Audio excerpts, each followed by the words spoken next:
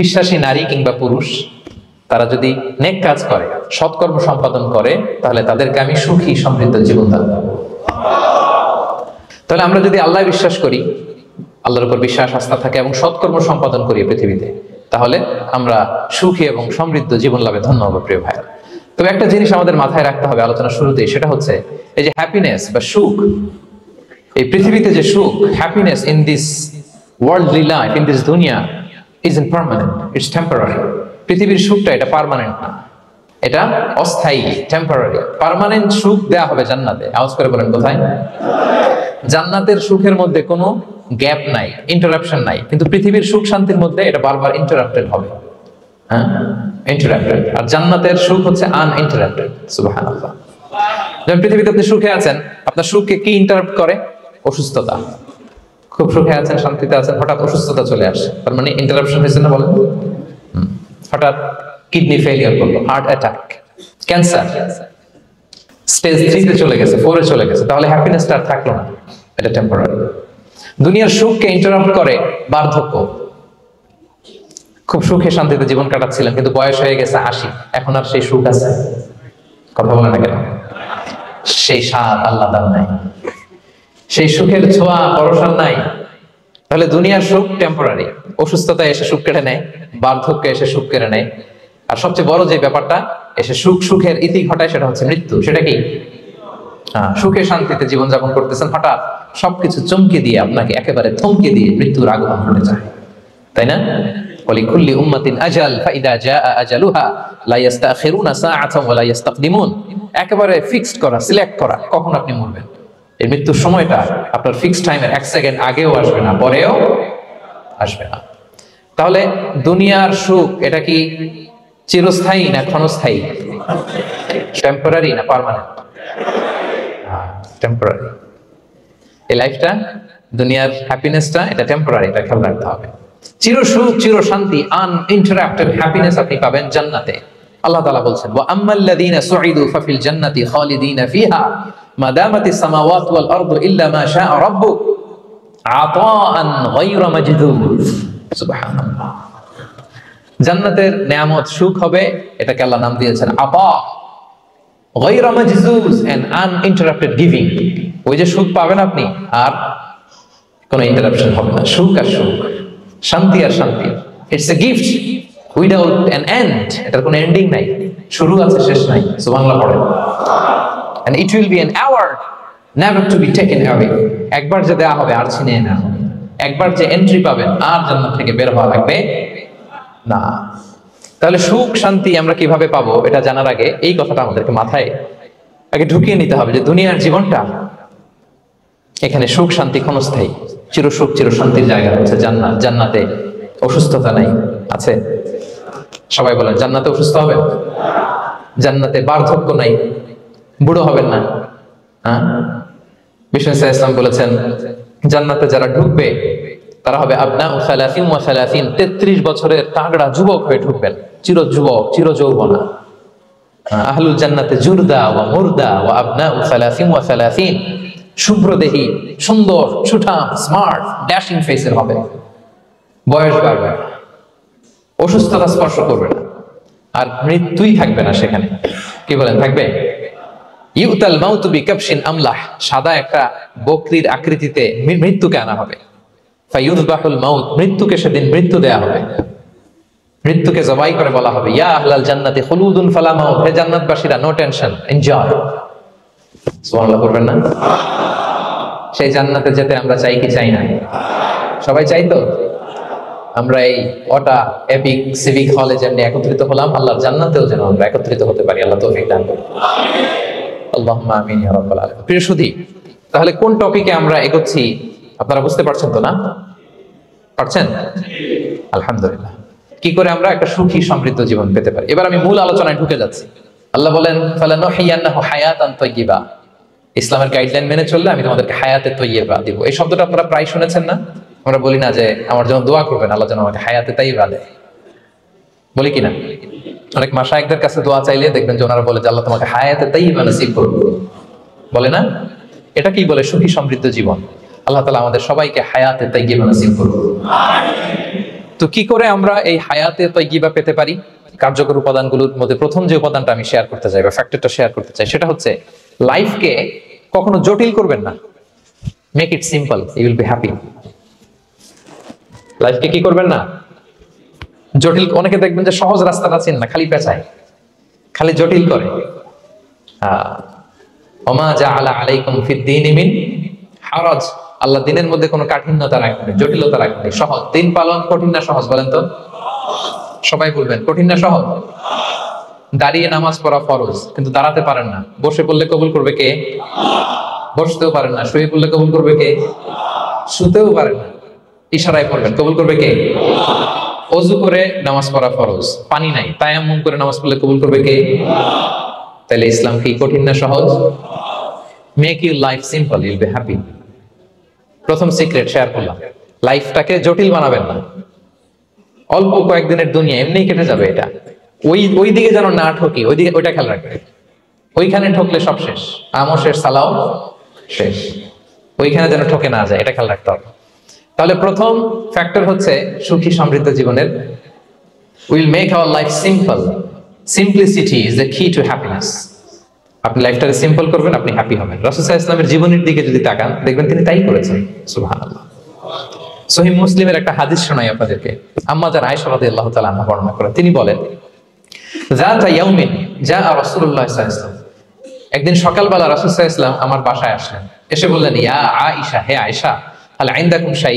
ফজর নামাজ পড়ে এসে বলতেছে, আয়েশা, ব্রেকফাস্ট করার মতো ঘরে কিছু আছে? খাওয়ার মতো কি কিছু আছে? আম্মা জান আয়েশা বলেন, ক্বালাত মা ইনদানা শাই। ঘরে কিছু নাই ইয়া রাসূলুল্লাহ, কিছুই নাই খাওয়ার মতো। রাসূল সাল্লাল্লাহু আলাইহি ওয়াসাল্লাম বললেন, ফা ইন্নী সাইম। ঠিক আছে, কিছু যখন নাই তাহলে আমি রোজার নিয়ত করে ফেললাম। কিসের নিয়ত? রোজার নিয়ত করে ফেললাম। কঠিন না সহজ? হ্যাঁ, what an easy going personality you see. এর চেয়ে সহজ সরল আর পলিসি হতে পারে? আয়েশা, ফজর নামাজ পড়ে আসছি, ব্রেকফাস্ট করার মতো কিছু আছে ঘরে? ইয়া রাসূলুল্লাহ, কিছু নাই। নাই? ঠিক আছে, আই এম ফাস্টিং। যাও, আমি রোজা রাখলাম, রোজার নিয়ত করলাম।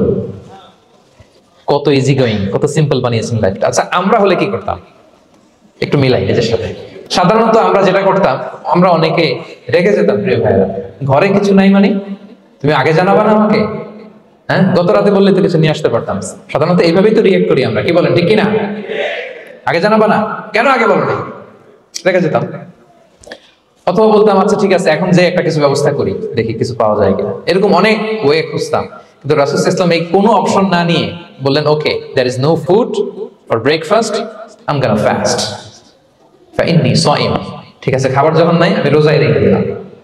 সুবহানাল্লাহ। এভাবে তিনি তার লাইফ লিড করেছেন। Make your life simple, you'll be happy. জটিল না করে সহজ করুন, আপনি হ্যাপি হবেন। রাসূল সাল্লাল্লাহু আলাইহি ওয়াসাল্লামের লাইফস্টাইল ছিল very simple, so simple yet so special. আমরা যেন এভাবে সিম্পলি সলিউশনের দিকে যাই। প্রিয় ভাইরা, জীবন কখনো সহজ নয়। জীবন কখনো সহজ নয়। জীবনকে সহজ বানিয়ে নিতে হয়। কখনো দোয়া করে, কখনো আল্লাহর উপর ভরসা করে, কখনো ইগনোর করে, কখনো কখনো মানিয়ে নিয়ে, স্যাক্রিফাইস করে, অ্যাডজাস্ট করে। ঠিক কিনা বলেন? জীবন সহজ নয়, সহজ করে নিতে হয়, মানিয়ে নিতে হয়, অ্যাডজাস্ট করতে হয়, স্যাক্রিফাইস করতে হয়। তাহলে প্রথম যে ফ্যাক্টরটা, সুখী সমৃদ্ধ জীবনের প্রথম ফ্যাক্টর যেটা আমি আজকে শেয়ার করলাম, সেটা হচ্ছে সিম্পলিসিটি ইজ দ্য কি টু অ্যাটাইন হ্যাপিনেস ইন লাইফ। আপনি যদি সিম্পলিসিটিতে বিশ্বাসী হন, দেখবেন হ্যাপি। মানলেই সুখ, হ্যাঁ, আর মনে নিলেই ঝামেলা। মেনে নিলেই শান্তি, আর মনে নিলে, এখন মনে নিবেন না মেনে নিবেন? মেনে নিব। সিচুয়েশনকে এইভাবে আমরা ঠান্ডা মাথায় ডিল করব। কথা কি ক্লিয়ার? আলহামদুলিল্লাহ। 2 নাম্বার, সুখী সমৃদ্ধ লাইফের আরেকটা হ্যাকস হচ্ছে টু ফরগিভ আদার্স। অন্যকে ক্ষমা করা। If you forgive others, you will be happy. ক্ষমা করলে আপনি সুখী হবেন। অনেকে আছে ক্ষমা করতে চায় না, কঠিন হৃদয়, পাথরের মতো শক্ত হৃদয়, মাফ করতে চায় না কাউকে। উনি আবার মুনাজাতে বসলে, আল্লাহ আল্লাহ আমারে মাফ করো, আল্লাহ আমারে ক্ষমা করো, কাঁদতে কাঁদতে বুক ভাসায়। উনি ক্ষমা চায়, মাগার উনি কাউরে ক্ষমা করে না। এরকম ডাকাত আছে না নাই? চিন্তা করছেন? উনি ক্ষমা চায় আল্লাহর কাছে, কিন্তু উনি ক্ষমা করে না। প্রিয় ভাইরা, ক্ষমা করুন। যে ক্ষমা করে সে ক্ষমা পায়। আচ্ছা, একটু চোখটা বন্ধ করে চোখ বন্ধ করলাম আমি, জানা অজানা পাপের পাহাড়ের দিকে তাকালাম। এবার একটু চিন্তা করেন যে কি পরিমাণে ক্ষমা আল্লাহর পক্ষ থেকে আমার জন্য প্রয়োজন। চিন্তা করেছেন? এবার চোখ খুলুন, পাপের পাহাড়ের দিকে একটু তাকান, আপনার জানা অজানা যে পাপের পাহাড়, তাকান এবং ভাবুন এগুলোর জন্য কি পরিমাণে ক্ষমা আল্লাহর পক্ষ থেকে আপনার দরকার, প্রয়োজন। সেই প্রয়োজনের তাগিদে হলেও ক্ষমা করুন। খেয়াল রাখবেন, যে ক্ষমা করে সে ক্ষমা পায়, যে অন্যকে ক্ষমা করে না সে ক্ষমা পায় না। তাহলে আল্লাহর কাছে ক্ষমা চাওয়ার আগে আপনি আপনার পাশের লোকদেরকে ক্ষমা করবেন। পারা যাবে তো ইনশাআল্লাহ? ক্ষমা এটা সবাই করতে পারে না, এটা অনেক বড় মহৎ গুণ। যার হৃদয় বড় সে ক্ষমা করতে পারে। আপনি যদি ক্ষমা না করে কারো ব্যাপারে হিংসা, বিদ্বেষ, ক্ষোভ, হিংসা অন্তরে পুষে রাখেন, এটা ওর কোনো লস নাই, লস আপনার। It will burn yourself inside, আপনারা জ্বালিয়ে দিবে। আপনি কারো ব্যাপারে ক্ষোভ রাখছেন, ক্ষোভে গদগদ, রেগে অস্থির, হিংসা, ওর কিছুই হচ্ছে না, হচ্ছে কার? আমার। আপনাকে জ্বালিয়ে পুড়ে শেষ করে দেবে। ওর দিকে তাকানোর দরকার না। আপনার নিজের সুখের জন্য আপনি অন্যদেরকে ক্ষমা করুন। তাহলে দেখবেন যদি ক্ষমা করে দেন, একটা মনোদৈহিক প্রশান্তি আপনি লাভ করবেন, একটা সুখানুভূতি আপনি পাবেন। ক্ষমা করে দেন, রাগ, ক্ষোভ, হিংসাকে না বলুন, মনটাকে নির্ভার রাখুন, উইল বি হ্যাপি। কথা বুঝতে পেরেছেন? এবার চমৎকার একটা হাদিস শোনাবো, যা বলবো তার পক্ষে হাদিস শোনাবো। মুসনাদে আহমদ ইবনে হাম্বলের একটা হাদিস। বিষ্ণু ইসলাম সাহাবাদেরকে নিয়ে একটা মজলিসে বসা, হঠাৎ করে তিনি বললেন, ইয়াতলু আলাইকুমুল আনা রাজুলুন মিন আহলিল জান্নাহ। ঠিক এখনই একজন এসে এই মজলিসে তোমাদের মধ্যে বসবে, সে জান্নাতি। সে কি? এটা শোনার পরে তো সব সাহাবারা নড়ে চড়ে বসলো। কিরে, রাসূল সাল্লাল্লাহু আলাইহি ওয়াসাল্লাম একজনকে জান্নাতের অ্যানাউন্সমেন্ট দিচ্ছে, কে সে, কি তার আমল? তো দেখা গেল এক আনসারী সাহাবা প্রবেশ করেছে, তার জুতা দুইটাকে বগল দাবা করে, কিন্তু কেউ তারে চিনে না। তারা যে এক্সপেকটেশন করছিল যে খুব আল্লাহওয়ালা এমন কেউ আসবে, না, সাধারণ, চিনে না কেউ তাকে। সবাই অবাক হলো যে কি তার আমল, রাসূল সাল্লাল্লাহু আলাইহি ওয়াসাল্লাম তাকে জান্নাতি বলে ঘোষণা দিয়েছে। কিছুদিন পরে আবারও আরেক মজলিসে রাসূল সাল্লাল্লাহু আলাইহি ওয়াসাল্লাম বললেন, ইয়াতলু আলাইকুমুল আনা রাজুলুন মিন আহলিল জান্নাহ। এখন একজন লোক আসবে, সে জান্নাতি। সবাই আবার নড়ে চড়ে বসলো, খেয়াল করলো, দেখি কে আসে, দেখি কে আসে। দেখলো আবার সেই আনসারী সাহাবী আসলো। সবাই তো অবাক। তার কিছুদিন পরে আরেক মজলিসে রাসূল সাল্লাল্লাহু আলাইহি ওয়াসাল্লাম বললেন, ইয়াতলু আলাইকুমুল আনা রাজুলুন মিন আহলিল জান্নাহ। এক লোক আসবে এখন, সে জান্নাতি। সবাই অবাক, দেখি কে আসে, আবার সেই আগের লোকটি আসে। সুবহানাল্লাহ। সাহাবীরা অবাক, সবচেয়ে বেশি অবাক হয়েছেন আব্দুল্লাহ ইবনে আমর ইবনে আল-আস রাদিয়াল্লাহু তাআলা। তিনি অবাক হলেন, ঘটনা কি? কারো ব্যাপারে তো নবীজি এমন বলেন না, কি তার আমল, কি তার গোপন রহস্য, দেখি তো খুঁজে বের করা যায় কিনা। তিনি ওই সাহাবীর বাড়িতে গেলেন, যে কৌশল করে একটা কথা বললেন, প্রিয় ভাই, আমি তোমার ঘরে মেহমান হতে চাই। অনেকদিন ধরে আমার আব্বার সাথে আমার একটু মনোমালিন্য, বাসায় না থেকে তোমার বাসায় থাকবো। আসলে মনোমালিন্য এখন হয় নাই, আগে হয়তো কখনো হয়েছে, ওইটাকে একটু কৌশল করে বলাকে আরবিতে তাওরিয়া বলে। কি বলে? তাওরিয়া, মানে একটু টুইস্ট করে কথা বলা, মিথ্যা হয় না, এটা তাওরিয়া বলে। তো আরবরা তো, সাহাবারা তো মেহমান পেলে খুশি হতেন। তিনি বললেন, হ্যাঁ অবশ্যই মেহমান হবেন, আহলান ওয়াসাহলান, আসুন।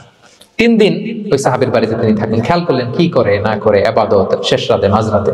কিন্তু তিনি হতাশ, অনেক খেয়াল করার পরে হতাশ, না যে আশা নিয়ে আসছি এরকম কিছুই দেখা যাচ্ছে না। শেষমেশ 3 দিন পরে তিনি খুলেই বললেন যে, ভাই আসলে তেমন কিছু হয় নাই আমার বাবার সাথে, যে কারণে আমি তোমার বাসায় এসেছি। আমি এসেছি তোমাকে ফলো করবার জন্য। ফলো করবার জন্য? কারণ কি? তখন তিনি বললেন, 3টা ভরা মজলিসে বিষ্ণু ইসলাম তোমাকে জান্নাতি বলে ঘোষণা দিয়েছে। আমি দেখতে চেয়েছি যে তুমি কি আমল করো, কি তোমার এমন আমল যে কারণে তুমি জান্নাতি, একটু দেখার জন্য এসেছি। রাসূল সাল্লাল্লাহু আলাইহি ওয়াসাল্লাম তোমাকে 3বার জান্নাতি বলে ঘোষণা দিয়েছে। কিন্তু দেখলাম না, তুমি নামাজের সময় নামাজ যাও, শেষ রাতে তাহাজ্জুদ পড়ো, তাও 2-4 রাকাত, কোনোদিন পড়ো কোনোদিন পড়ো না, কোরআন তেলাওয়াত করো, দান সদকা স্বাভাবিক করো, অস্বাভাবিক কিছু না, আমাদের মতোই, কখনো কখনো আমাদের চেয়েও কম। তো কি তোমার গোপন রহস্য? ওই সাহাবী বলে, আমিও জানি না।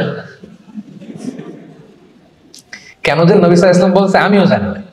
তবে তবে তবে একটা ব্যাপার আমি মনে করি, হয়তো এটা আল্লাহর কাছে পছন্দনীয় হতে পারে। এইবার তো আব্দুল্লাহ বলে, ওই তবেটা কি বলে?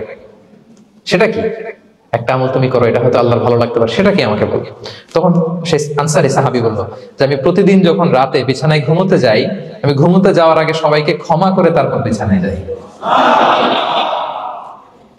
আমি কারো ব্যাপারে আমার অন্তরে, আমার হৃদয়ে কোনো হিংসা, বিদ্বেষ, ক্ষোভ, রাগ পেলে পুষে রাখি না। আমি ওই দিনেরটা ওই দিন মিটাই ফেলি। আল্লাহরে বলি, আল্লাহ আজকে আমার যে কষ্ট দিয়েছে, জুলুম করেছে, যার সাথে আমার মনোমালিন্য হয়েছে, কারো ব্যাপারে কোনো কমপ্লেইন, অভিযোগ, রাগ, ক্ষোভ কিংবা হিংসা আমার হৃদয়ে নাই। আল্লাহ আমি সবাইরে মাফ করে দিব। এইটা বলে আমি বিছানায় ঘুমাতে যাই। আল্লাহু আকবার। আব্দুল্লাহ ইবনে আমর ইবনে আল-আস বলেন, হাদা হুয়া, আরে এটাই তো সেটা যেটা তুমি ছোট আমল মনে করছো, এটা এত সহজ নয়। আমরা অনেকেই হয়তো এটা পারি না, তুমি পেরেছো। এজন্যই আল্লাহ তাআলা তোমার মর্যাদা বাড়িয়ে দিয়েছে। পড়েন সুবহানাল্লাহ। প্রিয় ভাইরা, যে ক্ষমা করে তার মর্যাদা বাড়িয়ে দেয় কে? এখন থেকে কি করবেন? অন্তরে ক্ষমা, রাগ, ক্ষোভ এগুলো পুষে রাখবেন। কি করবেন? পারবেন? আমরা এখন থেকে ঘুমোতে যাওয়ার আগে ক্ষমা করে দিব। আপনি যদি ক্ষমা করতে পারেন, অনেকে পারে না, না পারলে সে কষ্ট পায়, তার মধ্যে কষ্ট কাজ করে। আপনি যদি কষ্টটারে হালকা করতে চান, আপনি ক্ষমা করে দিবেন। রাসূল সাল্লাল্লাহু আলাইহি ওয়াসাল্লাম মক্কা বিজয়ের পরে সাধারণ ক্ষমার ঘোষণা দিলেন। 3-4 জনকে তিনি এক্সিকিউশন করলেন, শাস্তি দিলেন। তারপরে তিনি সাধারণ ক্ষমা, যে তাকে মেরেছে, বাড়ি হারা করেছে, ঘর হারা করেছে, নামাজ পড়ার সময় ওটা নারী ভুঁড়ি চাপিয়ে দিয়েছে, ফাঁস লাগিয়েছে গলায়, সবাইকে গণক্ষমা। তিনি বলেছেন, লা তাসরিবা আলাইকুমুল ইয়াউম ইযহাবু ফাআনতুমুত তুলাকা, যে কোনো প্রতিশোধ নাই, সবাইকে আমি ক্ষমা করে দিলাম। তাহলে যদি আপনি হ্যাপি থাকতে চান, আপনি যদি মনোদৈহিক প্রশান্তি চান, ঘুমোতে যাওয়ার আগে আমরা কারো ব্যাপারে রাগ, ক্ষোভ, হিংসা রাখবো না। হিংসা এমন ভয়ঙ্কর, এটা আপনারা জ্বালায় ফেলবে ভিতর থেকে। It will burn yourself inside. তাহলে আমরা ক্ষমা করব। কি করব? তাহলে আমরা হ্যাপি হব। তাহলে কয়টা ফ্যাক্টর বললাম? 1 নম্বরে কি ছিল? Simplicity, make your life simple, you will be happy, right? 2 number ক্ষমা, আমরা ক্ষমা করে দিব, ক্ষমাশীল হব। কারণ আমারও তো ক্ষমার দরকার আছে। কি বলেন? আমি গো ধরে থাকলাম, আমি মাফ করি না, কিন্তু আমি আবার মাফ চাই, এরকম করা যাবে না। ক্ষমা করব, তাহলে আমরা ক্ষমা পাবো ইনশাআল্লাহ। সুখী সমৃদ্ধ জীবনের 3 নম্বর ফ্যাক্টর হচ্ছে try to make others happy, you will be happy. আপনি অন্যকে হ্যাপি রাখার চেষ্টা করেন, দেখবেন যে আপনি হ্যাপি হয়ে গেছেন। আমরা সবাই নিজেকে নিয়ে ব্যস্ত, আমার আমার আমার বলতে বলতে অস্থির, আর স্বস্তি আসে না হৃদয়ে, চিত্তে শান্তি নাই, অস্থির। কারণ আমি আমার এগুলো বললেই অশান্তি হয়। আর যদি আমরা সবাই এইভাবে প্ল্যান করলে সুখ শান্তি ঢেলে দেয় কে? 3 নাম্বার হচ্ছে try to make others happy, will be happy. অন্যরে হ্যাপি বানাতে চান, আল্লাহ আপনারে হ্যাপি বানায় দিবে। অন্যকে হেল্প করেন, অন্যকে দেন, দেখবেন কি সুখ। প্রিয় ভাইয়েরা, দেয়ার যে কি আনন্দ, এটা যে দেয় না সে টের পায় না। দেয়ার যে কি আনন্দ, এটা যে দেয় সে পায়। দিলে একটা সুখানুভূতি আছে, অন্তরে একটা সুখ আছে। আপনি যে দান করলেন, এই সওয়াব তো আল্লাহ আপনার জন্য রেখে দিয়েছেন।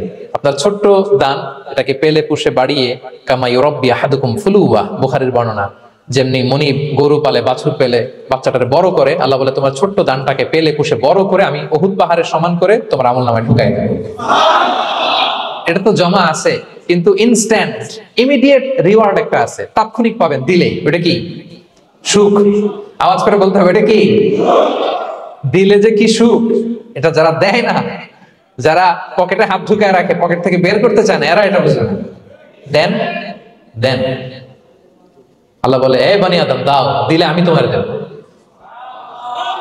আনফিক ইয়া ইবনা আদম উনফিক আলাইক, এ বনি আদম দাও, আমি তোমার দেব। মদিনার সবচেয়ে গরিব সাহাবী হচ্ছেন বেলাল ইবনে রাবাহ রাদিয়াল্লাহু তাআলা আনহু। ওনার অ্যাসেটের পরিমাণ কত জানেন? একটা লুঙ্গি। রাদিয়াল্লাহু তাআলা আনহু টোটাল অ্যাসেটের এস্টিমেশন হচ্ছে প্রাইভেটটাকে কভার করার জন্য একটা লুঙ্গি। উনাকে বিষ্ণু সাল্লাল্লাহু আলাইহি ওয়াসাল্লাম বলেছেন, আনফিক ইয়া বেলাল, বেলাল তুমিও দাও। ওয়ালা তাখশা মিন যিল আরশি ইকলালা, আরশের অধিপতির ভান্ডারে কোনো কমতি নাই, বেলাল তুমিও দাও, যা পারো দাও। তুমি এমন রবের গোলাম, তার ভান্ডারে কমতি নাই।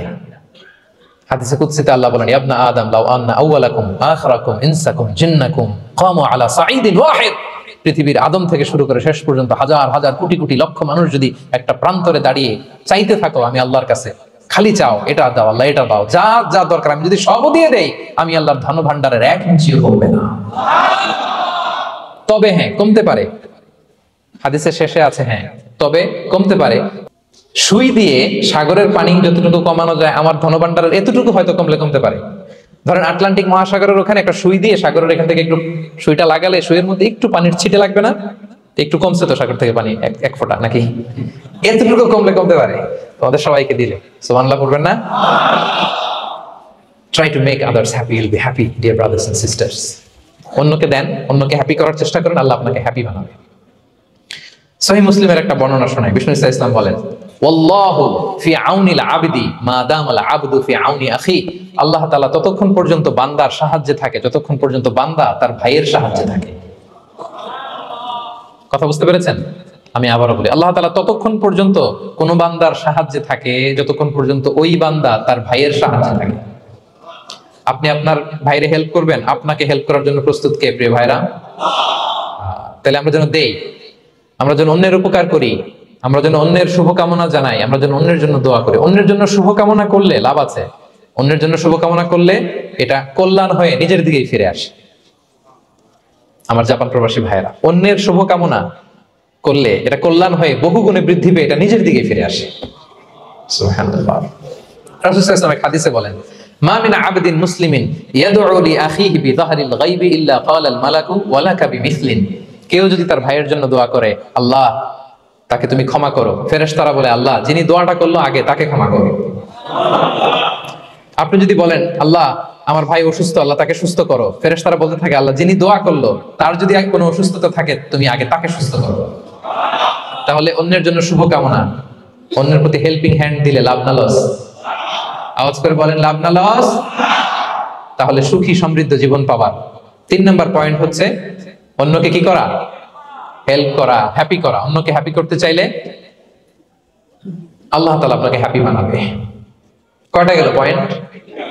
আমি সাধারণত ক্লাসরুমের মতো একটু ইন্টারঅ্যাকশন করে আলোচনা করি যাতে করে মনে থাকে। যেভাবে আমি এখন বোঝাচ্ছি মুখস্থ হয়ে যাচ্ছে না? তাহলে সুখী সমৃদ্ধ জীবনের প্রথম ফ্যাক্টর কি ছিল? সিম্পলিসিটি। 2 নাম্বার ক্ষমা। 3 নাম্বার অন্যকে হ্যাপি করা ট্রাই করা। মাশাআল্লাহ মাশাআল্লাহ, আরিগাতো গোজাইমাসু। আরিগাতো, মাশাআল্লাহ, তাবারাকাল্লাহ। না, খুব এনার্জেটিক অডিয়েন্স, আলহামদুলিল্লাহ আলহামদুলিল্লাহ, ঠিক আছে, I like it, I love it, মাশাআল্লাহ। 4 নাম্বার হচ্ছে be grateful, what you have will be happy. যা আছে এটা নিয়ে শুকরগুজার হন, আপনি সুখী হবেন। যা আছে শুকরগুজার হন, আপনি হ্যাপি হবেন। অনেকে দেখবেন কৃতজ্ঞ হতে চায় না, শুকরগুজার হয় না, কমপ্লেইন, খালি অভিযোগ। Complain less, be grateful, you will be happy. অনেকে দেখবেন খালি কমপ্লেইন, আছে না নাই? এটা নাই, ওইটা নাই, এটা ভালো হয় নাই, এটা পাইলাম না রে, ওইটা হইল না রে, আল্লাহ দিল না রে, আছে না নাই? শুকরিয়া জিনিসটাই নাই কিছু কিছু লোকের মধ্যে, শুকরিয়া জিনিসটাই নাই।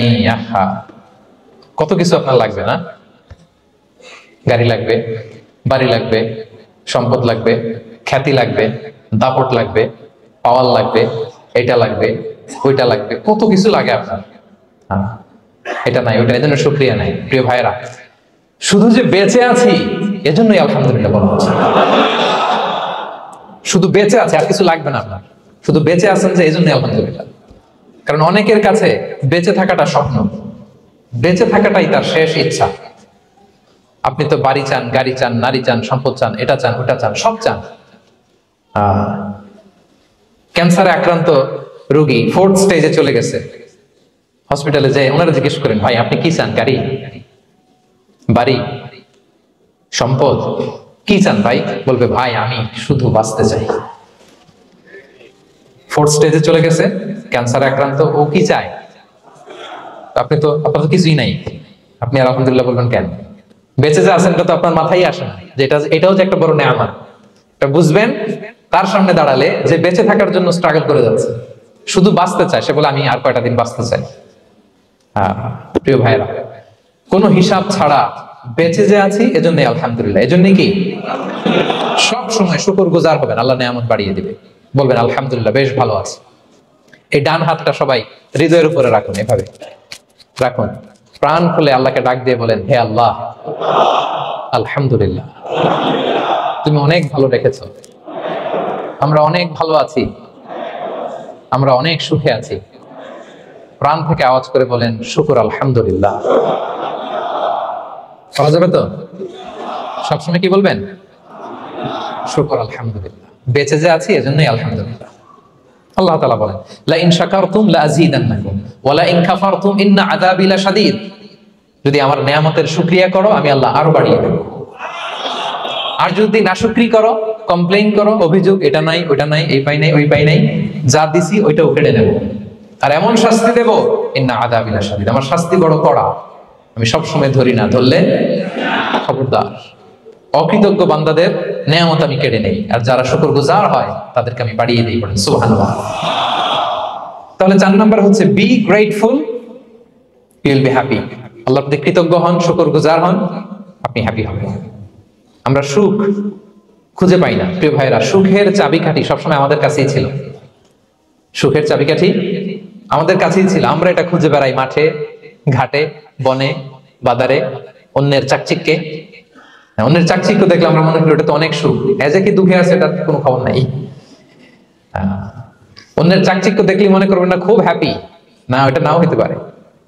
এজন্য সব সময় যে কোনো পরিস্থিতিতে আমরা শুকরগুজার হব। নিজের মাঝেই খুঁজে দেখেন কত কিছু আল্লাহ দিয়েছে। এজন্য আমার যে পাওয়াগুলো, নেয়ামতগুলো আমি পেয়েছি, এজন্য ধন্যবাদ দিব আল্লাহকে, শুকরগুজার হবো, সব সময় বলবো আলহামদুলিল্লাহ। এই ধরনের বান্দাদেরকে আল্লাহ পছন্দ করেন। যারা শুধু কমপ্লেইন করে, পাই নাই, পাই নাই, খাই নাই, নাই নাই নাই, এগুলো বলে, এদেরকে আল্লাহ পছন্দ করেন না। তাহলে 4 নম্বর পয়েন্টটা বুঝতে পেরেছেন? Be grateful, you'll be happy. কৃতজ্ঞ হন, গ্রেটফুল হন, আপনি হ্যাপি হবেন। চল 5 নাম্বার ওকে। 5 নাম্বার হচ্ছে অ্যাভয়েডিং কম্প্যারিজন উইথ আদার্স। অন্যের সাথে তুলনা করবেন না। তুলনা কমিয়ে দেন, ইউ উইল বি হ্যাপি। নিজে কেউ না, অন্য কেউ না, তুলনা করবেন না। অনেকে আমরা তুলনা করি, নিজের স্ত্রীকে আরেক নারীর সাথে, নিজের সন্তানকে আরেক সন্তানের সাথে, নিজের ভাইকে আরেক মানুষের সাথে করে তাকে ছোট করি। করেন এরকম? করবেন না। অনেকে দেখবেন ছেলে মেয়ে একটু ভালো পড়াশোনা করে নাই, বলে যে কি করলি তুই, ওই দেখ পাশের বাড়ির ওই ছেলে A+ পেয়েছে, যা তার পা ধোয়া পানি খা। কমন কথা, ওর কি খা? পা ধোয়া পানি খা। এটার একটা ভালো ব্র্যান্ডিং করা যেতে পারে, মানে A+ পাওয়া ছেলেদের পা ধোয়া পানি, এরকম মিনারেল ওয়াটারের বোতলের মতো বিক্রি করলে ভালো ব্যবসা হবে। কি বলেন? এটা হচ্ছে আমাদের মুরব্বীরা, টিপিক্যাল মা বাবারা এটা বলেন, ভুল করেন, ওনারা বুঝেন না। কখনো কম্পেয়ার করবেন। এটা করে আপনার ছেলের মনোবল আপনি আগেই ভেঙে দিচ্ছেন, ঠিক কিনা? আপনি দায়ী আপনার ছেলে কিছু না পারার কারণে। আপনি সাহস দেন নিজে, পাশে থাকেন নিজে। A+ যারা পাইছে পা ধোয়া পানি খেতে বলছেন যে, এজন্য ওকে, ওই ছেলেকে আল্লাহ A+ পাওয়ার জন্য বানাইছে, আল্লাহ ওকে ওই মেধা দিচ্ছে, কিন্তু আপনার ছেলেরা আবার আল্লাহ তাআলা অন্যদিকে মেধা বাড়াই দিচ্ছে। সে ওইটা পারবে, ওইটা ওই A+ আল্লাহ জীবনও পারবে না, ঠিক কিনা বলেন? আপনার ছেলে যেটা পারবে 10টা A+ হোল্ডার ওটা পারবে না, কারণ প্রত্যেককে আল্লাহ আলাদা আলাদা ফিচার দিয়ে, কোয়ালিটি দিয়ে, ইউনিকনেস দিয়ে পয়দা করেছে। কখনো কম্পেয়ারিং করবেন না। আপনি অনন্য, প্রতিটি মানুষ অনন্য। Everyone in this world is unique. প্রত্যেককে আল্লাহ অনন্য করে বানিয়েছেন। আপনার তুলনা আপনি নিজেই, আপনার তুলনা হয় না, আপনি জানেন না। আপনার মধ্যে যে পটেনশিয়াল, যে কারিশমা, এটা আপনি বের করে আনতে পারেন না। ওই যে ওগুলো বলছে পা ধোয়া পানি খা, লেখাপড়া করলি না, কিচ্ছু করলি না, কিন্তু আপনি দেখা যাবে অনেক বড় ব্যবসায়ী হবে, আপনি অনেক বড় দানবীর হবেন। You'll B a great contributor two society. এরকম আছে না? এজন্য কম্পেয়ার করবেন না কারোর সাথে কম্পেয়ার করবেন না। ও A+ পাইছে, ও সফল হয়েছে, ওর চাকচিক্য, ওইটা দেখেই হ্যাপি হবেন না। এই চাকচিক্যটাই তার পুরো লাইফ না। মানুষ যেটা শেয়ার করে ফেসবুকে, এটা হচ্ছে রিল লাইফের। কি রিল বুঝেন তো না? সবাই বুঝেন মাশাআল্লাহ। Highlighted reel. আপনি কি মনে করছেন এই যে রিলের মধ্যে যতটুকু দেখছেন এটা পুরোটাই ওর লাইফ? না রে ভাই, ওরও অনেক কষ্ট আছে, ওরও অনেক ব্যর্থতা আছে, ফেলিওর আছে, ওইটাও ঢেকে রাখে, ওটা তো প্রকাশ করে না। দেখবেন আমরা ফেসবুকে ছবি শেয়ার দিলে কি করি? সবচেয়ে ভালো ছবিটা খুঁজি, হাসি দেওয়া, স্মাইলিং ফেস, স্মার্ট লাগতেছে, সুন্দর পিকচার হয়েছে, এটা দেই, কারণ আমি যে হ্যাপি এটা দেখাইতে চাই আমি সবাই, ঠিক কিনা? তার মানে আমার দুঃখের অংশটা তো আমি শেয়ার করি না। সো আপনি কারো চাকচিক্য দেখলে অবাক হবেন না, এটাই তার হোল লাইফ নয়। It's not the entire picture of his life. এটা হচ্ছে হাইলাইটেড রিল। এটা কি? সবাই বলেন এটা কি? সো কখনো কম্পিট করবেন না অন্যের সাথে। তাহলে কার সাথে কম্পিট করবেন? Compete with yourself. নিজের সাথে কম্পিট করুন, নিজের সাথে কম্পিট করুন, and try to be the better version of yourself in every single day. প্রতিদিন নিজেকে একটু একটু করে ডেভেলপ করার চেষ্টা করুন। And don't lose your confidence by comparing yourself with others. Dear brothers and sisters, কখনো নিজেকে অন্যের সাথে তুলনা করে আপনার কনফিডেন্স কমাবেন না, আপনার সন্তানের কনফিডেন্স কমাবেন না। পারা যাবে? ছোটবেলা আমি একটা কার্টুন দেখেছিলাম কমিক্স বইতে, মজা করে কার্টুনটা দেয়া, এটার সাথে প্রাসঙ্গিক আমি বলি কার্টুনটা কি ছিল। একটা হাতির ছবি একদিকে, আর একদিকে কাকের ছবি। একদিকে কিসের ছবি? হাতি, কথা বুঝতেছেন? হাতি, এলিফ্যান্ট। আরেকদিকে কাকের ছবি, হাতি, হাতির বাচ্চা, কাক, কাকের বাচ্চা। তো এখানে আবার কথা দিয়ে দিছে, হাতির মা কি বলে, হাতির বাচ্চা কি বলে, কাকের মা কি বলে, কাকের বাচ্চা কি বলে। তো মা হাতিটা বাচ্চা হাতিটারে বলতেছে, তোমাকে দিয়ে কিচ্ছু হবে না, মাত্র 2 মাসে কাকের বাচ্চাটা উঠতে পারে, তোমার 1 বছর হয়ে গেল, তুমি এখনো উড়াই শিখলা না। মা হাতি বলে, কাকের বাচ্চা 2 মাসে উঠতে পারে, 1 বছর হয়ে গেল, তোমার কোনো ইমপ্রুভমেন্ট নাই বাবা। আর হাতির ছোট বাচ্চাটা মুখটা খারাপ করে চুপসে মাথাটা নিচু করে বলতেছে, মম আই এম ট্রাইং, মা আমি চেষ্টা করতেছি। আচ্ছা বলেন তো, উড়া, ডানা মেলে উড়া কি হাতির কাজ? এই যে ওর সাথে কম্পেয়ারটা করছে, কম্পারিজনটা হইছে। আরে হাতি তো he is the king of the jungle, ওর এক একটা পদক্ষেপে ও পা ফেললে থারথার করে কাঁপে পুরো জঙ্গল, পুরো বন। ওর এক একটা পা ফেললে আশেপাশে সিংহ বাঘ সব সমীহ করে 50 মিটার দূরত্ব বজায় রাখে। ইজ দ্য কিং, সে তো ওইটা। ওই হাতির বাচ্চাটারে কিভাবে কনফিডেন্স নষ্ট করতেছে, বলতেছে 2 মাস হয়ে গেল, কাকের বাচ্চা 2 মাসেই উঠতে পারে, তোমার 1 বছর বয়স হলো, তুমি এখন উঠতে পারো না। এবার বুঝতে পেরেছেন আমরা কিভাবে ছেলে মেয়েদের কনফিডেন্স নষ্ট করি? Don't compare with others, avoid comparison, you'll be happy. কখনো কম্পেয়ার করবেন না, কথা বুঝতে পেরেছেন? কারণ প্রতিটা মানুষ অনন্য, আপনি অনন্য, আমি অনন্য। আল্লাহ তাআলা কি অনন্যতা, ইউনিকনেস আপনাকে দিয়েছেন, ওইটা খুঁজে বের করার দায়িত্ব আপনার। সবার গোল্ডেন এ প্লাস পাওয়ার কোনো দরকার নাই, সবাই অ্যাথলেট হওয়ার দরকার নাই, সবার বক্তা হওয়ার দরকার নাই, সবার ব্যবসায়ী হওয়ার দরকার নাই। এক একজনকে আল্লাহ তাআলা এক এক কাজে পয়দা করেছেন, ঠিক কিনা বলেন? আল্লাহ কোরআনেও বিষ্ণু ইসলামকে বিভিন্ন আয়াতে এরকম বলেছেন যে ওয়ালা তামুদ্দান্না আইনাইকা ইলা মা মাত্তা'না বিহি আজওয়াজাম মিনহুম যাহরাতাল হায়াতিদ দুনিয়া লিনাফতিনাহুম ফিহি। হে নবী, কাফেরদের চাকচিক্য দেখে আপনি অবাক হবেন না, ওদেরকে ওইটা দিছি কিন্তু হেদায়েত দেই নাই। সুবহানাল্লাহ পড়ে। অন্য আয়াতে আল্লাহ বলেছেন ফালা ইয়াগরুরকা তাকাল্লুবুহুম ফিল বিলাদ, দাপটের সাথে ওরা দেশে দেশে ঘুরে বেড়ায়, এই চাকচিক্য দেখে আপনি অবাক হবেন না নবী, ধোঁকায় পড়বেন না। আপনাকে যা দিছি ওদেরকে আমি দেই নাই, আপনার সম্মান আমি বাড়িয়েছি। ওয়া রাফা'না লাকা যিকরাক, যেখানে আমার নাম সেখানে আপনার নাম। সুবহানাল্লাহ। তাহলে আজকে থেকে আর কম্পেয়ার করবেন কারোর সাথে কারো, কথা বুঝতে পেরেছেন? ওকে, আমরা will avoid comparison, will be happy. প্রতিটি মানুষ অনন্য, আপনার ইউনিকনেসকে আপনি কাজে লাগাবেন। আল্লাহ তৌফিক দান করুন, পড়েন আমিন। কয়টা গেল? হ্যাপি হওয়ার 6 নম্বর মাধ্যম হচ্ছে, খেয়াল রাখবেন এটা খুবই জরুরি, সেটা হচ্ছে piece of mind is the real happiness. মনে সুখী আসল সুখ। এজন্য মনকে অস্থির হতে দেয়া যাবে না, মনকে সবসময় স্থির রাখবেন। মনের সুখ আসল সুখ। মনের সাথে কথা বলুন, মনকে জিজ্ঞেস করুন মন কিসে খুশি হয়, কিসে হয় না, কিসে শান্তি পায়, কিসে পায় না। শুধু সম্পদ থাকলেই মানুষ সুখী হয় না, সম্পদের দরকার আছে। অনেকে দেখবেন অনেক সম্পদের মালিক, অনেক টাকা পয়সা, কিন্তু খেয়ে হজম করতে পারে না। এরকম আছে না নেই? সুখ আছে। অনেকে অনেক সম্পদশালী, কিন্তু দাম্পত্য জীবনে কলহ, এরকম আছে না নাই? অনেক সম্পদশালী ছেলে কথা শোনে না, গাঁজা খায়, আছে না? না, এটা আমার বাস্তব কথা থেকে বলছি। আমাদেরকে বলে রিহ্যাবে পাঠায়, রিহ্যাবিলিটেশনে পাঠায়, 6 মাস পরে আসে আবার গাঁজা টানা শুরু করে, আছে না নাই? তাহলে শুধু সম্পদ থাকলে আপনি হ্যাপি হবেন না। মনের সুখ আসল সুখ। অনেক সম্পদ কিন্তু পরিবারের শান্তি নাই, সুস্থতা নাই, তাহলে কিছুই নাই। মনের সুখটাকে যেন আমরা সবচেয়ে বেশি গুরুত্ব দেই। সম্পদের দরকার আছে প্রিয় ভাই, হালাল ভাবে উপার্জিত সম্পদের প্রাচুর্য থাকতে পারে, সমস্যা নেই। পার্থিব হালাল উপভোগের জিনিস, এটা নিষেধ নয়। স্বয়ং বিষ্ণু ইসলামী বলেছেন আরবাউন মিনাস সাআদা, 4টা জিনিস সৌভাগ্যের লক্ষণ, এটা যদি পাও খুব ভালো। কয়টা? সবাই বলেন কয়টা? 4টা জিনিস সৌভাগ্যের লক্ষণ। 1 নাম্বার আল মারআতু সালিহা, নেককার স্ত্রী। নেককার কি? 2 নাম্বার আল মাসকানুল ওয়াসি', প্রশস্ত বাড়ি, প্রশস্ত বাড়ি। 3 নাম্বার আল জারু সালিহ, গুড নেইবার, ভালো প্রতিবেশী। 4 নাম্বার আল মারকাবুল হানি, সুইট রাইড, মানে ভালো বাহন বা যানবাহন। 4টা থাকলে এটা একটা সৌভাগ্যের আলামত, খুশনসিব, এটা ভালো। কিন্তু খেয়াল করে দেখেন তো বিশ্বনবীর 4টার মধ্যে কয়টা ছিল? শুধু 1 নাম্বারটাই ছিল, বাকি 3টা ছিল না। তেমন 1 নাম্বার কি ছিল? আল মারআতু সালিহা, নেককার স্ত্রী, এটা বিশ্বনবীর ছিল, ঠিক কি না? 2 নাম্বার আল মাসকানুল ওয়াসি', স্পেশিয়াস হাউস, বড় ঘর, বিশ্বনবীর ছিল। না মক্কায় না মদিনায়। মদিনার ঘরগুলো দেখেন, এক এক বিবির এক এক ঘর, ছোট্ট ঘর, খেলে হাইটা এসে বসতে পারে আর শুইতে পারে। 3 নম্বর আল জারু সালেহ, ভালো প্রতিবেশী ছিল। মক্কায়ও না মদিনায়ও।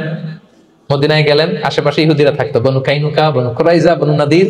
তাদের ষড়যন্ত্রে একটা রাতও শান্তিতে ঘুমাইতেই পারে নাই। সুপ্ত দূর কি বাদ, সবসময় জ্বালাতন করতো, বিট্রে করতো, আদাভঙ্গ করতো, এগুলো ঘটেছে। তার মানে ভালো প্রতিবেশী জোটে নাই। 4 নম্বর আল মারকাবুল হানি, ভালো বাহন। খুব বেশি ভালো বাহন ছিল তাও বলা যায় না, খাবারই তো ছিল না, ওট খাইলে না গায়ে জোর থাকবে, ঠিক কিনা? হ্যাঁ, কসওয়া আদবা ছিল।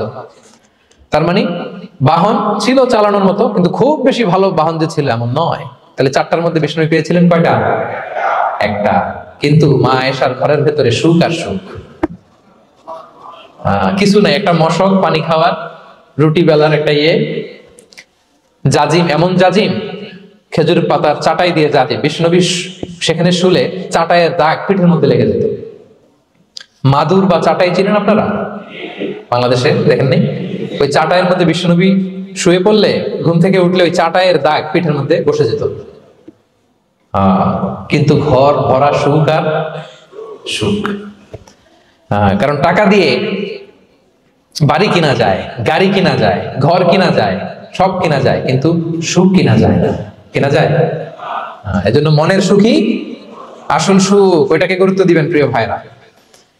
সহিহ মুসলিমের আরেকটা হাদিসে বিষ্ণু সাল্লাল্লাহু আলাইহি ওয়াসাল্লাম বলেন, লাইসাল গিনা আন কাসরাতিল আরাদি ওয়ালাকিন্নাল গিনা গিনান নাফস। বেশি সম্পদ থাকলেই ধনাঢ্যতা নয়, আসল ধনাঢ্যতা মনের ধনাঢ্যতা। মনে সুখ তো সবখানে সুখ, মনে শান্তি তো সবখানে শান্তি। এই 6 নম্বর পয়েন্টটা বুঝতে পেরেছেন আপনারা? 6 নম্বর পয়েন্টটা কি? মনের সুখী, সবাই বলবেন মনের সুখী। 7 নম্বর হচ্ছে never be greedy, expect less. বেশি প্রত্যাশা করতে যাবেন না, লোভী হবেন না। লোভ আপনার সুখ কেড়ে নিবে। লোভী কখনো সুখী হয় না। লোভীর পকেট কখনো ভরে না, যতদিন এটা বলবে না। লোভী হবো আমরা না, অতিরিক্ত প্রত্যাশা করব না, অল্প প্রত্যাশা করবো। I'm not talking about the goal. Goal should be bigger and higher. But I'm talking about expectation. বেশি এক্সপেক্ট করা ভালো না। খুব প্রত্যাশা নিয়ে রাখছেন, কিছু পান নাই, দেখবেন যে কষ্ট লাগবে, ঠিক কিনা? আর কোনো এক্সপেকটেশন নাই, এরপরে যেটা পাবেন ওইটাই লাভ। যেটা পাবেন ওইটাতেই ভাল লাগে, সুখ লাগে। এজন্য এক্সপেকটেশন যেন বড় না হয়। বেশি খাই যেন না করি। হ্যাঁ, কালকে কি খাবো, পরশু, আগামী সপ্তাহে আমার মেয়ের কি হবে, ছেলের কি হবে, ওদের ভবিষ্যৎ, গাড়ি বাড়ি নাই, এই যে অস্থির, এরকম আসলে নাই। আজকের জন্য বাঁচুন, আজকের জন্য বাঁচুন, কারণ আগামীকালের তো জন্মই হয়নি। আগামীকালের জন্ম হয়েছে? এটা কি আজকে না আগামীকাল? আজকে হ্যাপি হন, আজকের জন্য বাঁচেন, আজকের জন্য প্ল্যান করেন। আগামীকালের তো জন্মই হয় নাই। কালকে সকালে সানরাইজের পরে না আগামীকালের জন্ম গ্রহণ হবে, ঠিক কিনা বলেন? তাহলে প্রত্যাশা কমান, হ্যাপি হবেন আপনি। ইমাম গাজালি রাহিমাহুল্লাহ একটা চমৎকার কথা বলতেন। উনি বলতেন, তোমার রিজিকে যা আছে এটা 2 পাহাড়ের মাঝখানে থাকলেও এটা তুমি পাবা। আর যেটা তোমার রিজিকে নাই, ওইটা অনেক দূর থেকে আনার পরেও হাত দিয়ে নিয়ে 2 ঠোঁটের মাঝখানে রাখলেও ওটা পড়ে যাবে। কথা বুঝতে পেরেছেন?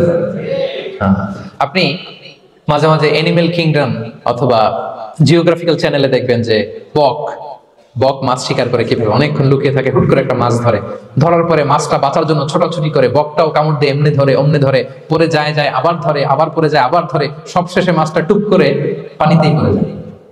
কারণ এটা ওর নসিবে নাই। কি বলেন? এটা রিজিকে নাই। যেটা রিজিকে আছে ওই মাউন্ট এভারেস্টের উপরে থাকলে এটা আপনার কাছেই আসবে। যেটা রিজিকে নাই 2 ঠোঁটের মাঝখান থেকে ওটা পড়ে যাবে। বুঝতে পেরেছেন? বিষ্ণু ইসলাম আব্দুল্লাহ ইবনে ওমর রাদিয়াল্লাহু তাআলা আনহুর পিঠের মধ্যে একবার চাপড় দিয়ে একবার বললেন, আব্দুল্লাহ কুন ফি দুনিয়া কান্নাকা গরীব আও আবিরু সাবিল। দুনিয়াতে এমন ভাবে জীবনযাপন করো মনে হয় যেন তুমি গরীব, মানে স্ট্রেঞ্জার, এলাকায় নতুন আসছো, কেউ তোমার চেনে না, তুমিও কাউরে চেনো না। অথবা আবিরু সাবিল মানে traveller, you are a traveller, পথিক। এইভাবে থাকে পথিক। ধরো একটা জায়গায় গেছেন, কেউ আপনার চিনে না, জানে না, ওই জায়গায় আপনি বাড়িঘর করবেন? কারণ তো চিনেনই না, এটা সেফ এলাকা তাও জানেন না, টাকাও তো নিয়ে আসেন নাই, বাড়িঘর করবেন, কিছু করবেন? যেই কাজের জন্য গেছেন কোন রকম কাজ সেরে চলে যাবো এখান থেকে, যেহেতু আমি অপরিচিত। অথবা ট্রাভেল করতেছেন, এখান থেকে মক্কা যাবেন, ধরেন যে দুবাইতে ট্রানজিট 4 ঘন্টা, কয় ঘন্টা? তো ট্রানজিট যেহেতু 4 ঘন্টা পাইছি, একটা সোফা কিনি, একটা টেবিল কিনি, একটা এই কিনি সেই কিনি এয়ারপোর্টের ভিতরে, এরকম কোন পাগল করে? তাহলে 4 ঘন্টা ট্রানজিটে কি করে? এই চা খেতে খেতে, মসজিদের ভিতরে 2 রাকাত নামাজ পড়তে পড়তে, ওয়েটিং এরিয়াতে বসে পত্রিকা পড়তে পড়তে কোন রকম কাটায় দাও, কি বলেন? নাকি ওইখানে সোফা টোফা বাড়ি ঘর এটা সেটা কিনা শুরু করেন 4 ঘন্টার জন্য? এরকম কোন পাগল আছে এরকম? না। আবিরু সাবিল, দুনিয়াতে এভাবেই বসবাস করতে হবে, গরিব ও আবিরু সাবিল, স্ট্রেঞ্জার অর ট্রাভেলার। কিন্তু এবার আমাদের লাইফস্টাইলের দিকে খেয়াল করেন তো, আমরা কিভাবে থাকি? দেখি একজন বলতে পারে কিনা কিভাবে? আজীবন হায়াত পাবো, আজীবনের জন্য দুনিয়াতে থাকবো, এইভাবে থাকি, ঠিক কিনা বলেন? কথা বুঝেন নাই বোধহয়। নূহ আলাইহিস সালামের কাছে ওনারা তো হায়াত পেত। নূহ আলাইহিস সালামের কাছে এক মা এক বাচ্চাকে কোলে নিয়ে আসছে। কাকে? বাচ্চাকে কোলে নিয়ে এসে নূহ আলাইহিস সালামকে বলে, ইয়া নবী আল্লাহ নূহ উদউল্লাহ লা, আমার বাচ্চাটার জন্য একটু দোয়া করেন যাতে আল্লাহ তার হায়াত বাড়ায় দেয়। কি বাড়ায় দেয়? তো নূহ আলাইহিস সালাম বললেন, কাম আমরু, বয়স কত তোমার বাচ্চার? বলে 300 সানা, 300 বছর। কোলের বাচ্চার বয়স কত? অনেক হায়াত পেত তো।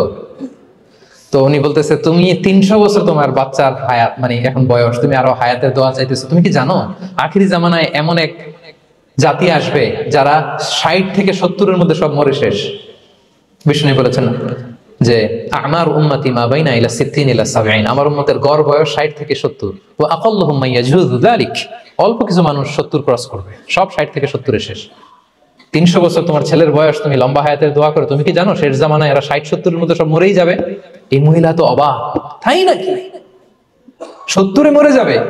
এই কথা শুনে মহিলা বলতেছে, আইয়াবনুন আল বুয়ুত, আচ্ছা নবী আল্লাহ নূহ 70 বয়সে যেহেতু মরে যাবে, তারা কি দুনিয়াতে ঘর বাড়ি বানাবে?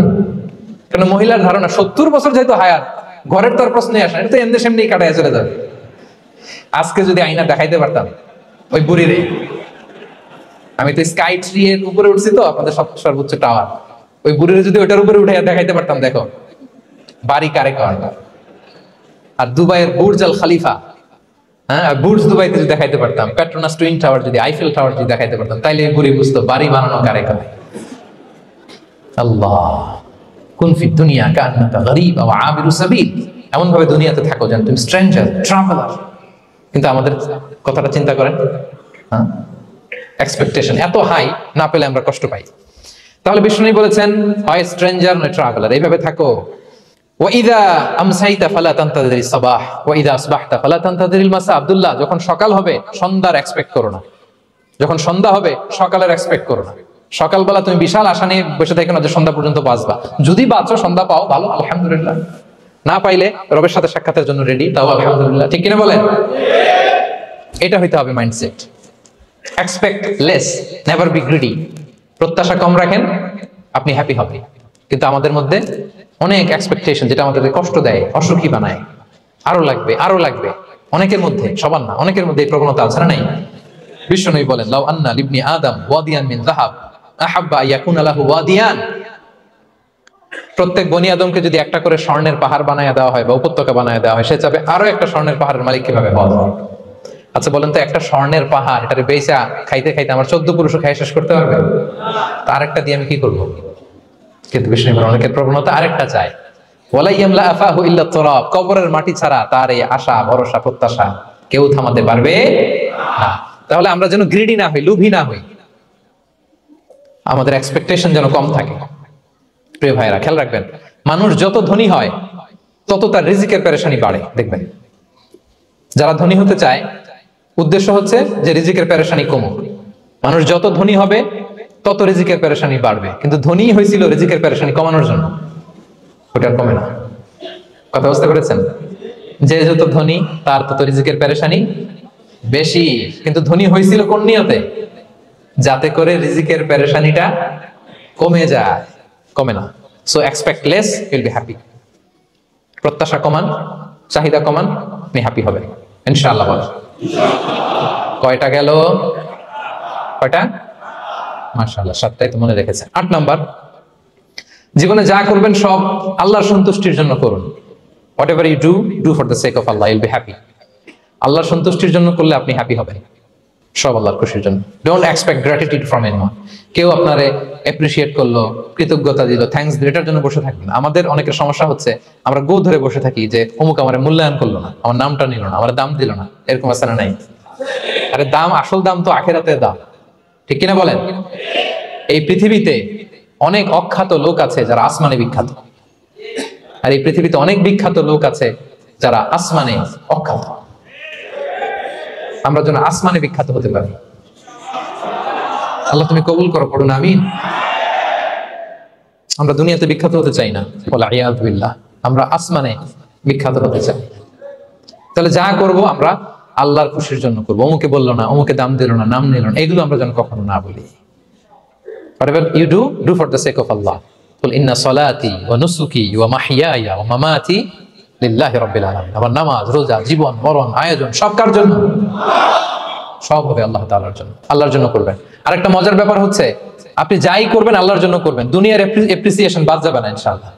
দুনিয়ার নাম এপ্রিসিয়েশন এটা আল্লাহ এমনিই ব্যবস্থা করে দেবে। কিন্তু যদি নামের পেছনে ছুটেন, আল্লাহর কাছে তো পাবেনই না, নামও হবে না। কথা বুঝতে পেরেছেন? তাহলে আমার জাপান প্রবাসী ভাইয়েরা, আমরা আমাদের পৃথিবীতে যা করব একজনের খুশির জন্য করব। তিনি কে? এই পলিসিটা মনে থাকবে? কে নাম নিল, দাম দিল, গুরুত্ব দিল, এগুলো খেয়াল করবেন। আমরা আল্লাহর খুশির জন্য করব। এবং বিশ্বাসীদের বৈশিষ্ট্যের কথা বলতে যে আল্লাহ এটাই বলেছেন, ইন্নামা নুতঈমুকুম লিওয়াজহিল্লাহ লা নুরিদু মিনকুম জাযাআন ওয়ালা শুকুরা। বিশ্বাসীরা যখন অন্যদের খাওয়ানোর পরে তারা যখন থ্যাঙ্কস দেয়, তারা বলে এগুলো আমরা থ্যাঙ্কস এর জন্য, কৃতজ্ঞতা শুকরের জন্য করি নাই, আমরা করেছি একজনকে খুশি করার জন্য। তিনি কে?